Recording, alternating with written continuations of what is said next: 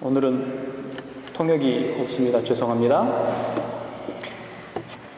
마태복음 5장은 이렇게 시작을 합니다. 예수께서 무리를 보시고 산에 올라가 앉으시니 제자들이 나온지라 입을 열어 가르치시되 이르시되 라고 시작을 합니다. 이후의 말씀들은 우리가 너무나도 잘 아는 산상수훈이라고 부르는 말씀들입니다. 예수님 앞에 나온 제자들을 보시고 예수님께서는 가르침을 주셨습니다. 그래서 산상수훈의 말씀은 예수님의 제자가 되는 사람들의 율법과 같은 말씀이라고 할 수가 있습니다. 공생의 사역을 시작하신 예수님께서는 제자들을 부르셨습니다. 그리고 그 제자들을 부르시고 마을마다 다니시면서 하나님의 나라에 대해서, 천국에 대해서 말씀을 전하셨습니다. 그리고 이렇게 외치셨습니다. 회개하라, 천국이 가까웠느니라 하셨습니다. 천국은 하나님의 나라입니다. 그 나라가 가까이 와 있다라고 말씀하신 것입니다. 그리고 그 천국 백성의 삶이 어떠해야 할지를 밝히 들어서 말씀하신 본문이 바로 산상수훈의 말씀입니다. 오늘 우리가 읽은 본문의 말씀은 이 산상수훈에서도 가장 마지막 결론의 말씀입니다. 본문의 내용, 이 짧은 내용에서 천국에 들어가기 위한 그 천국문 앞에 서 있는 두 종류의 사람들을 볼 수가 있습니다. 어쩌면 두 종류의 믿음이라고 표현해도 될지도 모르겠습니다. 주여 주여 하는 믿음과 하나님의 뜻대로 행하는 믿음이 그것입니다. 21절은 예수님께서 이렇게 말씀하셨습니다. 나더러 주여 주여 하는 자마다 다 천국에 들어갈 것이 아니요 다만 하늘에 계신 내 아버지의 뜻대로 행하는 자라야 들어가리라 그랬습니다. 마지막 날 말일에 보게 될 두 종류의 사람은 주여 주여 하는 사람과 하나님의 뜻대로 행하는 사람입니다. 먼저 주여 주여 하는 사람은 어떤 부류의 사람인지 한번 보겠습니다. 당시에 주라고 부를 수 있는 존재는 노예의 입장에서 자신의 주인을 부를 때 주여라고 부릅니다. 그러나 본문에 주라고 호칭하는 이 주라는 말은 하나님과 메시아를 부를 때 쓰는 전능자를 부를 때 쓰는 호칭입니다. 마태복음을 읽게 될 최초의 독자들에게 있어서 이 호칭, 주님이라고 하는 호칭은 어쩌면 당연한 호칭일 것입니다. 그러나 이 호칭은 오직 전능자이신 하나님에게만 드릴 수 있는 호칭입니다. 예수님께서 자신을 하나님으로 또 메시아로 선포하셨기 때문에 사용 가능한 호칭인 것입니다. 그리고 그 선포를 믿음으로 받은 사람만이 입으로 시인할 수 있는 호칭입니다. 그렇지 않는다면 그들의 가장 엄격하고 엄중한 율법 10계명의 첫 번째와 두 번째와 세 번째 계명을 어기는 것입니다. 그래서 초대교회 성도들이 주여라고 예수님을 부를 때 오직 예수님만이 나의 주인이 되십니다라는 고백이었습니다. 그리고 동시에 심판의 주로 임하실 예수님, 나의 심판자이십니다라는 고백이 그 안에 담겨 있습니다. 두 번째 종류의 사람이 있습니다. 그들은 하늘에 계신 내 아버지의 뜻대로 행하는 사람입니다. 하나님의 뜻, 하나님께서 목적하시는 것을 의미합니다. 그래서 하나님의 뜻대로 행하는 사람이라면 하나님의 목적대로, 하나님의 계획하신 목적대로 그 삶을 살아가는 사람이라고 말할 수 있습니다. 의식적이든지 무의식적이든지 사람들은 모두가 목적을 가지고 행동을 합니다. 의식과 무의식을 넘나들면서 모든 행동을 통제하는 것들이 있는데 이런 것들입니다. 사고와 인식, 그리고 분별하며 결단하는 것이 그것입니다. 풀어서 얘기하자면 생각하고 깨달으며 판단하고 분별하는 것을 통해서 우리는 행동한다고 할 수 있습니다. 움직이는 모든 것들에는 바로 이런 목적을 가지고 움직이게 되어 있습니다. 마음 깊숙한 곳에서부터 생존을 위한 본능적인 부분, 또 철학적이며 사고와 분별력을 통한 지적인 부분까지 목적이 없는 행동은 단 한 가지도 없습니다. 모두가 목적을 가지고 있습니다. 이러한 사실에 비춰본다면 하나님의 뜻과 목적대로 행하는 사람은 삶의 기준이 하나님의 목적에 있고 이를 통해 행동할 수 있다는 것을 볼 수가 있습니다. 삶의 목적과 목표가 되어지는 것이 하나님의 목적이 되어질 때 우리는 참으로 복 있는 사람이라고 할 수가 있습니다. 복 있는 사람이라고 하는 것은 나 스스로가 나는 복 있는 사람이다 라고 하는 말이 아닙니다. 하나님께서 저 인생은 참 복 있는 인생이다 라고 말씀하시는 것을 말합니다. 우리는 목표를 세우고 목적을 두고 열심히 노력하고 또 기도합니다. 하나님, 내가 이러이러한 목적을 두고 준비하고 있습니다. 내게 은혜를 주셔서 잘 통과할 수 있도록 도와주시고 내게 형통한 은혜를 주십시오.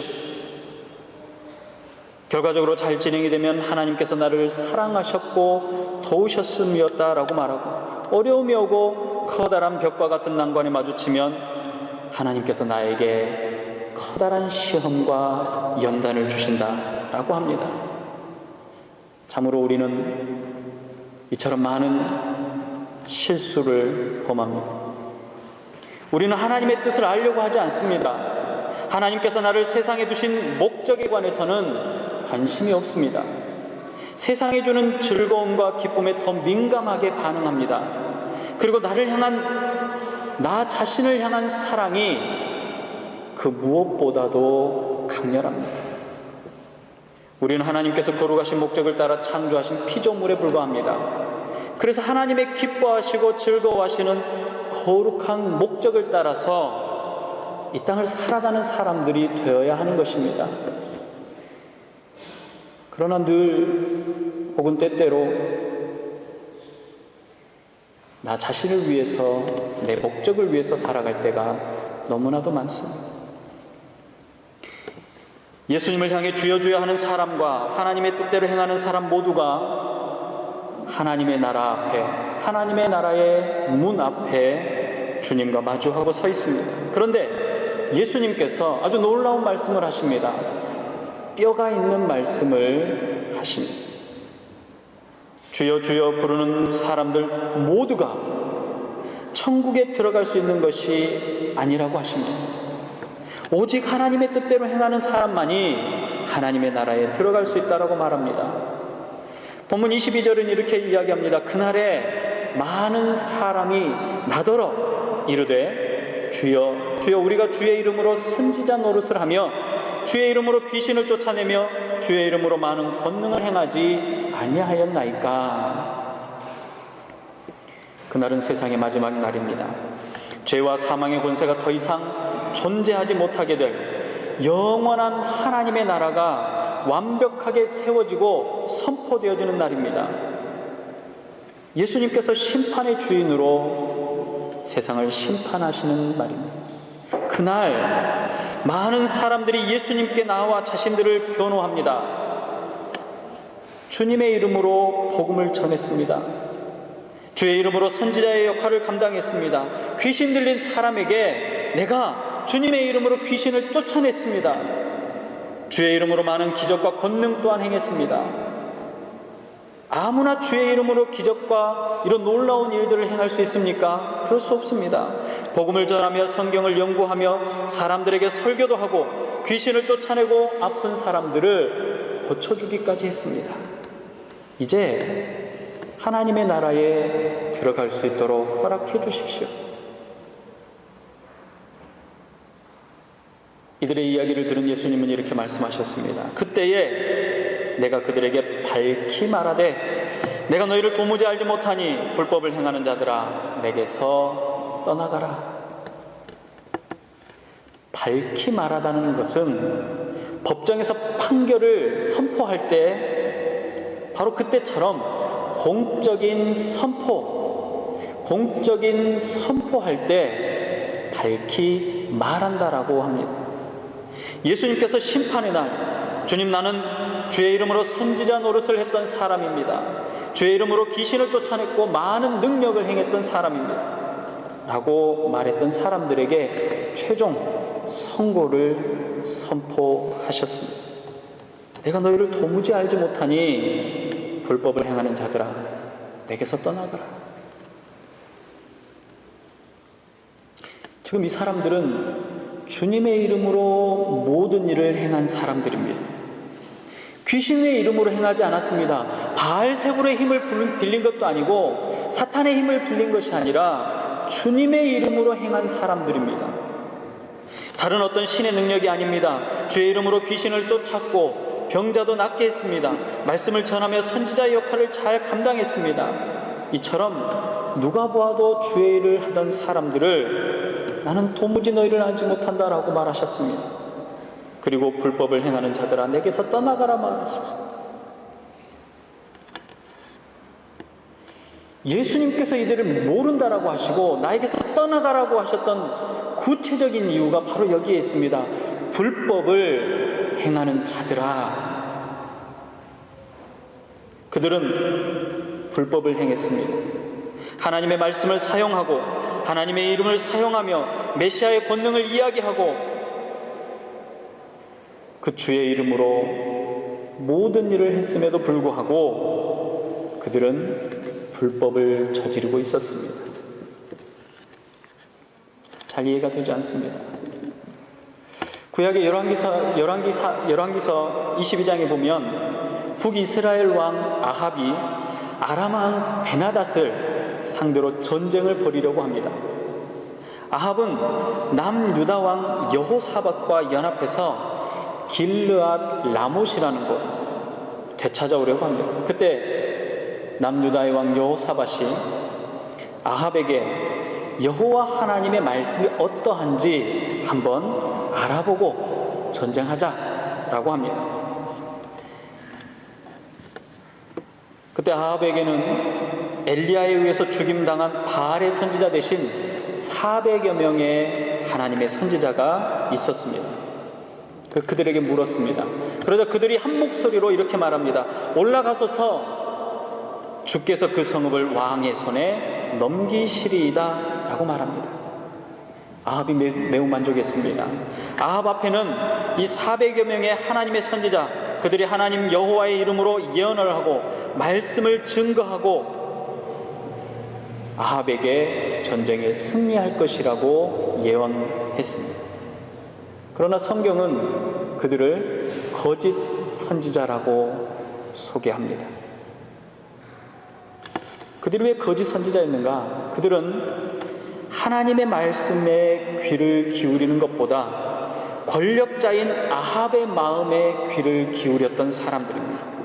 아합이 듣고 싶어하는 말을 하나님의 말씀이라고 포장하면서 아합이 듣고 싶어하는 말을 듣게 해주는 놀라운 기술을 가지고 있었습니다.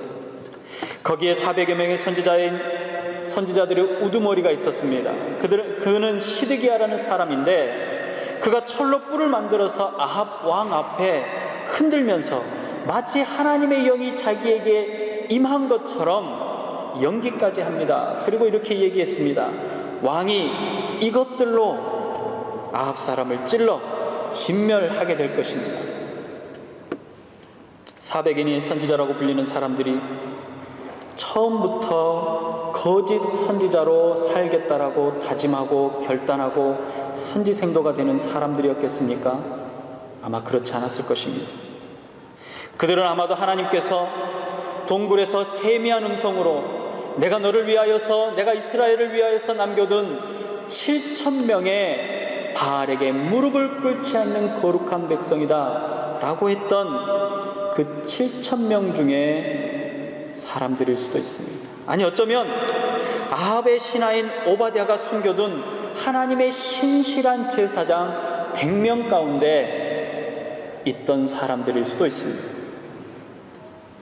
그러나 여호와 하나님의 이름을 부르며 여호와 하나님의 이름으로 예언을 하지만 그들은 하나님의 말씀을 듣지도 하나님의 말씀을 전하지도 않는, 단지 권력자가 듣고 싶어하는 이야기를 풀어서 들려주는 거짓 선지자들이었습니다. 아무리 주의 이름으로 선지자 노릇을 하고 귀신을 쫓아내는 능력과 병이 고쳐지는 능력을 행할지라도 하나님의 뜻대로, 하나님의 목적대로 살지 못한다고 한다면, 그런 사람에게 예수님은 분명히 이렇게 말씀하십니다. 나는 너희를 도무지 알지 못하는 불법을 행하는 자들아, 내게서 떠나라. 단호한 선포만이 그들에게 임할 것입니다. 여러분들은 과연 하나님의 뜻대로 행하는 사람들입니까? 하나님의 목적대로 삶을 살아가는 사람들입니까? 혹시 여러분 자신의 목적을 이루기 위해서 신앙을 갖고 있는 것은 아닙니까? 내 사업이 잘 되기 위해서, 내 가정이 행복하고 내가 잘 되는 것을 위해서 신앙생활을 하고 있지는 않느냐는 이야기입니다. 혹시 내 신앙이 내 목적을 이루기 위한 방편이 되지는 않는지, 구원을 받은 은혜와 생명 안에 있는 것이 우리의 목적이 아니라 이 땅의 풍족한 삶이 목적인 것이 아닌지,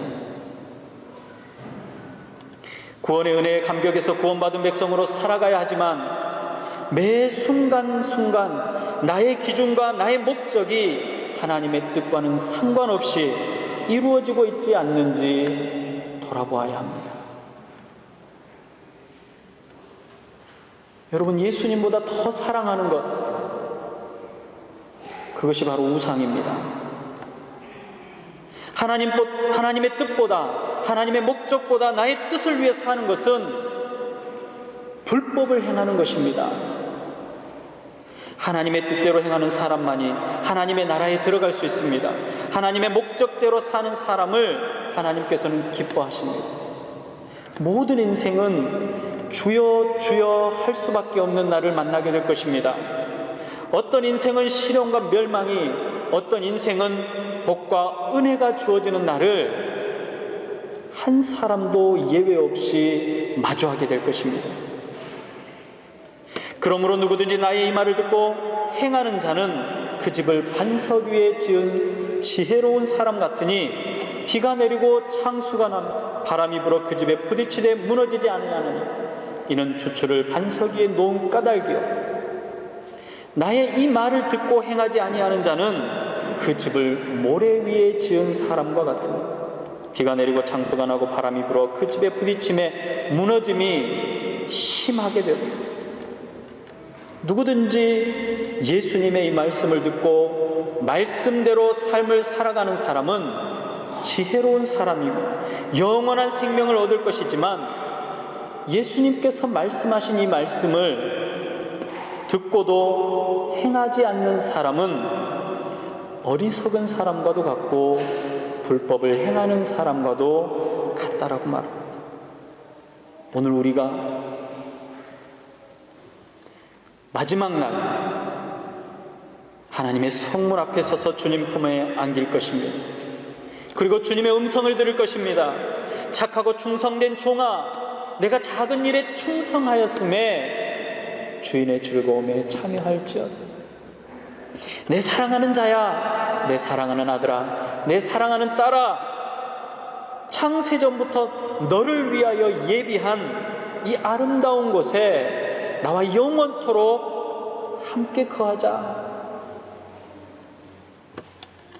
주님의 이 기쁨의 음성, 주님의 이 환영의 말씀을 받는 성도들이 되시기를 바랍니다. 하나님께서 온전히 붙들린 사람만이 하나님의 뜻대로 행하는 삶을 살아갑니다. 여러분 모두는 하나님께서 온전히 붙드시는 인생이 되시기를 바랍니다. 그래서 하나님의 창조의 목적대로 하나님의 목적을 이루며 주님의 뜻을 따라 사는 충성된 성도들이 되시기를 주님의 이름으로 축복합니다. 기도하겠습니다.